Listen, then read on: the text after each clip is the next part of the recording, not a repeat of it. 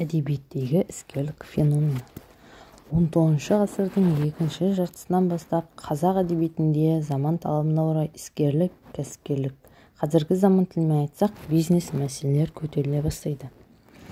Жанына жат жаңа мәдениетті шошына қабылдаған қазақ жұртының сол кездегі хал ахуалын зар заман жыршысы атанған Шортанбай Қанайұлының шығармашылығынан анық та бедерлі көрінді. Елге егін жайылды, байға қоңсы жоламас, алдап арбап жүрер деп өзге тілеу сұрамас. Арам сідік балаға атаның сөзі ұнамас, адам азар болар деп сол себептен қорқамын. Мынау ақыр заманда алуан жан шықты, арам араз хан шықты, қайыры жоқ бай шықты, сауып ішер сүті жоқ, мініп көрер күші жоқ, ақша деген мал шықты, кедей қайтып күн көрер, сол себептен қорқамын. Заман ақырды жақындатып, тас түйін бекініп, ышқына қиналған қазақ руханияты көп ұзамай заман ақырдың шығуының жолын сілтейтін алыптарды дүниеге әкелді. Сол алыптардың басында Абай феномен, Абай құбылысы тұрды. Абай одан кейін Мәшһүр Жүсіп, Шәкәрім жаңа заманға қарсы тұрар қазақ руханиятын сомдауға кірісті.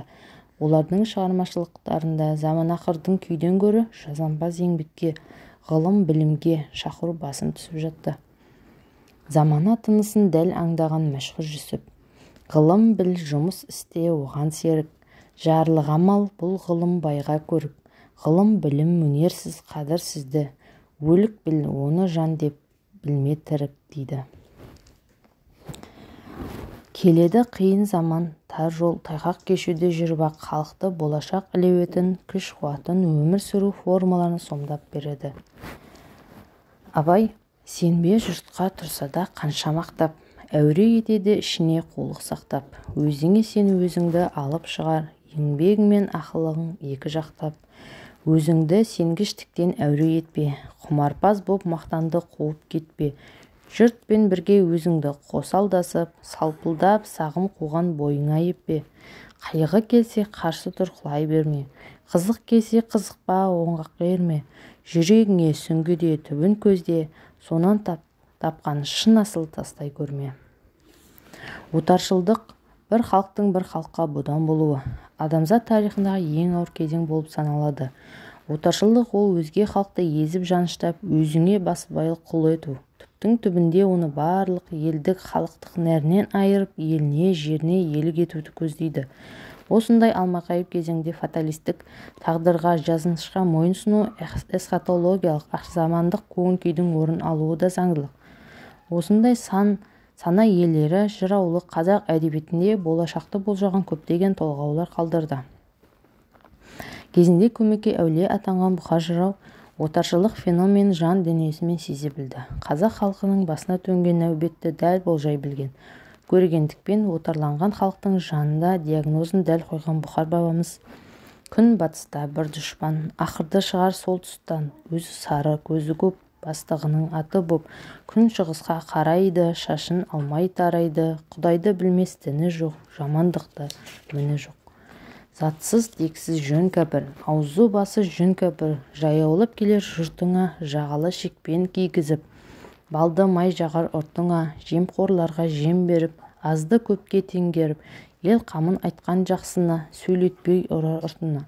Бауыздамай ішер қаныңды, өлтірмей алар жаныңды, қағазға жазар малыңды, есепке салар барыңды, еліңді алар қолыңнан, әскер қылар ұлыңнан, тексізді төрге шығарып, басыңа ол күн туғанда, теңдік тимес құлыңнан. Бұл айтқан сөз Абылай, болмай қалмас артыңнан, есті міне қартыңнан дейді. Көмекей әулие атанған тұлғаның айтқаны айдай келеді. Көп ұзамай қазақ халқы отаршылық табанның астына түсті. Ресей империясы шынында да бірден келе салған жоқ, жаяулап келді. Қазақ жерін бірте-бірте асты дәйелдікпен тыңғылықты ойластырылған жоспармен отарлады.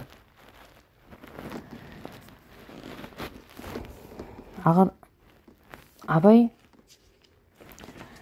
жан жақта жетілген тұлғаны толық адам десе, Мәшһүр Жүсіп түгел адам деп ныспалайды. Іскерліктің басы мінез түзету деп білген Мәшһүр Жүсіп Жұмсағанда тіл алып ұшып жүрсең, аз ішіп, аз ғана жеп ұйқы бөлсең, көздей тесік болады саған көлдей, сүп сүйкімді боласың шықсаң кірсең. Боқ ұстасаң қолыңа жұғып қалмас, сыйлы қылар басыңда іске тұрмас. Жігіттікке іс қалсаң жанынан кешіп, төр алдында отырып жерсің жанбас деп толғайды. Сенбей жұртқа тұрса да қанша мақтап деп басталатын Абай өлеңінде іскерліктің ең басты тетігі адамның өзіне деген сенімі туралы екендігін айттық. Іскерлік жалпы жеке адамның тұлғалық деңгейге көтерілуінің өзі осы адамның өзіне деген сенімінен басталады. Адам өмір сүрген қоғамдық қатынастардың күрделілігі сондай адамды алдап арбаудың, құлданудың, адам еңбегін пайдаланудың неше сан әдіс-айласы ойластырылған. Өмір бойы жұрттың сөзіне сеніп, өнімді еңбек етудің орнына салпылдап, сағын қуып, иллюзиямен өмір сүретін, сөйтіп қайран уақытын текке ысырап қалатын адамдарды аталған қалам иелері көркем де бейнелі түрде сомдайды. Олардың әдебиеттегі қайталанбас портреттерін жасайды. Өткір де өтімді қаламмен бейнелері сомдалған бұлар бұрын да болған, қазір де бар, болашақта да бола бермек.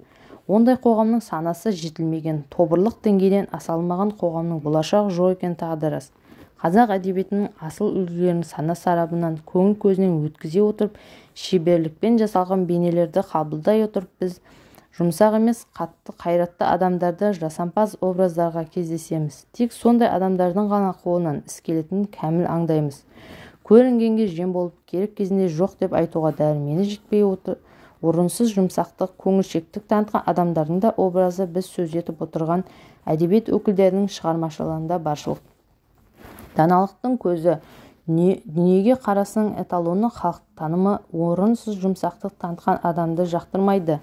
Ащы сынның өткір найзасымен аяусыз түйреп алады.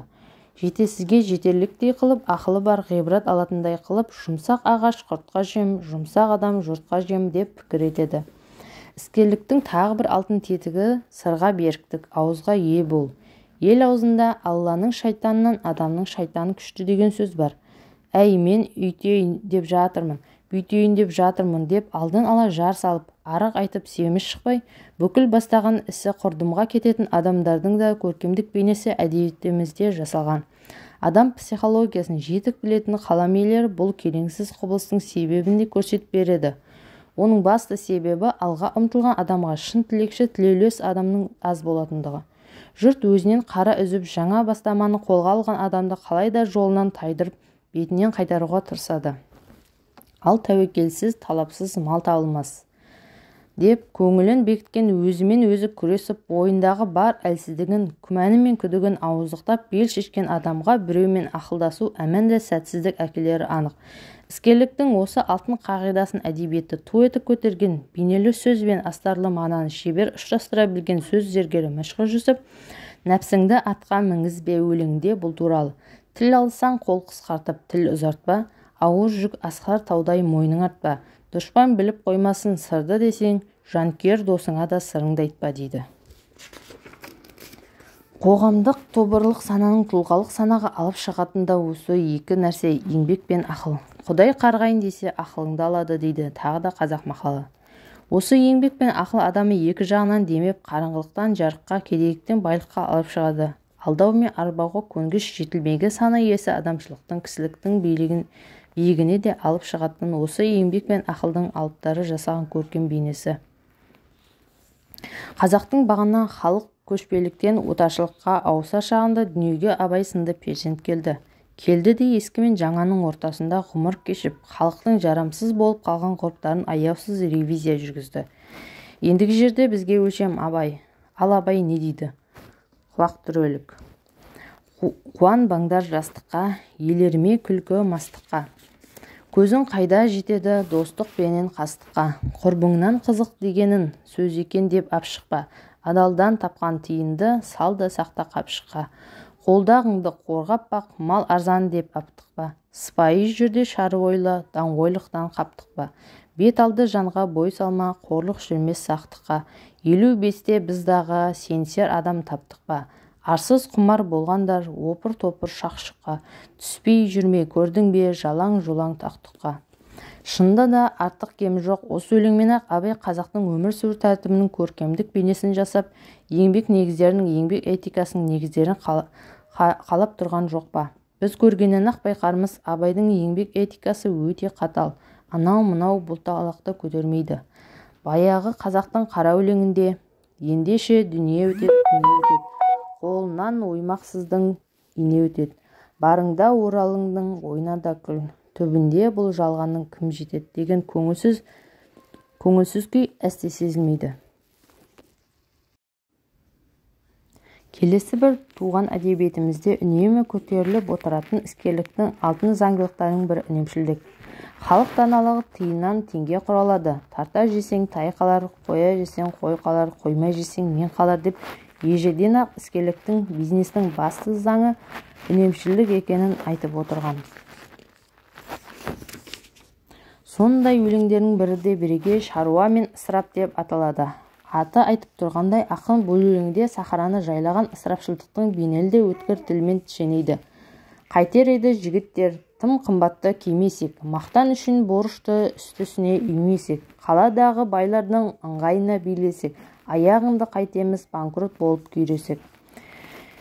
Жастайынан ислам қағидаларын бойына сіңіріп өскен шәкәрім осы контексте іскерлік феноменің қыр-сырына үңіледі. Қазақ әдебиетінде іскерлік феномені жаратушымен байланысты зерттей отырып, ақын мынандай жемісті ойларға поэзияда орын береді. Ерінбесең еңбекке дәулет дайын, жаратқан жоқ жатсын деп бір құдайың, ойласын деп ой берді, көруге көз, аяқ берді тапсын деп басқан сайын. Поэзияның шексіз мүмкіндіктерін пайдалана отырып, ақын осындай ордалы ойларды шашпай төкпей бір шумаққа сыйғыза білген. Қазақ әдебиетінде оң өзгерістер мен креативті ойларды алып келген бұл өлеңде шәкәрім іскерлік феноменінің қайнар көзі адамның өз жаратылысына жатыр деген тың ой айтты.